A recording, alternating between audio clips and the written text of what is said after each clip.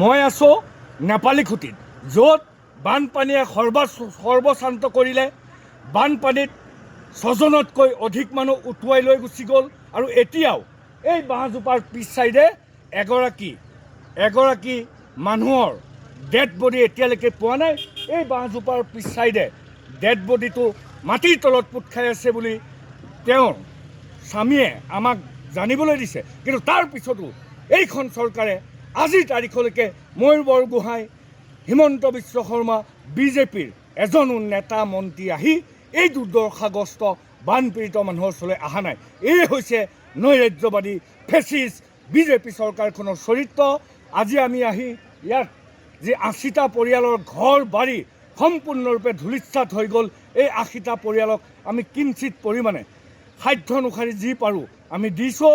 আৰু মই সমগ্ৰ অসমবাসী ৰাইজক হাতযোৰ কৰি অনুৰোধ জনাইছোঁ, দিল দিয়ে অসমীয়া জাতিটোৰ প্ৰতি কৰা শোষণ। ইলেকশ্যনৰ আগত নৰেন্দ্ৰ মোদীয়ে দিনটোত অসমত 3খন 4খন 6খন মিটিং কৰিব পাৰে, কিন্তু আজিৰ তাৰিখলৈকে আমাৰ 184 মানুহ মৰি যোৱাৰ পিছতো নৰেন্দ্ৰ মোদী বা কেন্দ্ৰীয় চৰকাৰৰ এজনো প্ৰতিনিধি আহি অসমীয়া জাতিৰ বিপদৰ সময়ত এষাৰ মাত দিবলৈ সময় নাই। ইয়াতকৈ আৰু অসমীয়া জাতিৰ কাৰণে দুৰ্ভাগ্যজনক কথা একোৱেই নাই। দিল্লীয়ে কেৱল আমাৰ তেল, চাহ, কয়লা, চূণশিল অসমীয়া জাতিৰ সম্পদ লুটিবৰ কাৰণেহে অসমীয়া জাতিক চিনি পায়, আমাৰ বিপদৰ সময়ত নেপায়। এই বানপানী দুৰ্যোগ কিছু কমি লওক। এই দিল্লীৰ বিৰুদ্ধে, এই হিমন্ত বিশ্ব শৰ্মাৰ বিৰুদ্ধে সকলোৱে মিলি বানপীড়িতসকলৰ কাৰণে ঘৰ বাৰী, গৰু ছাগলী সকলো ক্ষতিপূৰণ যাতে দিয়ে, তাৰ কাৰণে আমি তীব্ৰ প্ৰতিবাদ কৰিব লাগিব। আৰু প্ৰতিবাদ কৰি অধিকাৰ আমি কাঢ়ি আনিব লাগিব। ধন্যবাদ। ইনকিলাব জিন্দাবাদ। মই আছোঁ নেপালী খুঁটিত, য'ত বানপানীয়ে সৰ্বশান্ত কৰিলে। বানপানীত 6জনতকৈ অধিক মানুহ উটুৱাই লৈ গুচি গ'ল। আৰু এতিয়াও এই বাঁহজোপাৰ পিছ চাইডে এগৰাকী মানুহৰ ডেড বডি এতিয়ালৈকে পোৱা নাই।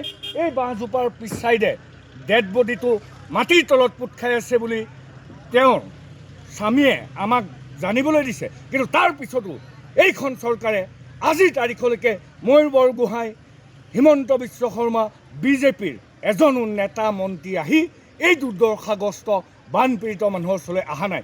এই হৈছে নৈৰাজ্যবাদী ফেচিষ্ট বিজেপি চৰকাৰখনৰ চৰিত্ৰ। আজি আমি আহি ইয়াত যি 80টা পৰিয়ালৰ ঘৰ বাৰী সম্পূৰ্ণৰূপে ধূলিসাৎ হৈ গ'ল। এই 80টা পৰিয়ালক আমি কিঞ্চিত পৰিমাণে সাধ্য অনুসাৰি যি পাৰোঁ আমি দিছোঁ।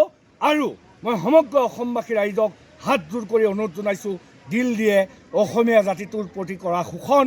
ইলেকশ্যনৰ আগত নৰেন্দ্ৰ মোদীয়ে দিনটোত অসমত 3খন 4খন 6খন মিটিং কৰিব পাৰে, কিন্তু আজিৰ তাৰিখলৈকে আমাৰ 184 মানুহ মৰি যোৱাৰ পিছতো নৰেন্দ্ৰ মোদী বা কেন্দ্ৰীয় চৰকাৰৰ এজনো প্ৰতিনিধি আহি অসমীয়া জাতিৰ বিপদৰ সময়ত এষাৰ মাত দিবলৈ সময় নাই। ইয়াতকৈ আৰু অসমীয়া জাতিৰ কাৰণে দুৰ্ভাগ্যজনক কথা একোৱেই নাই।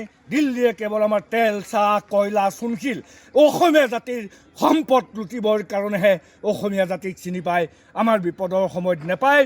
এই বানপানী দুৰ্যোগ কিছু কমি লওক।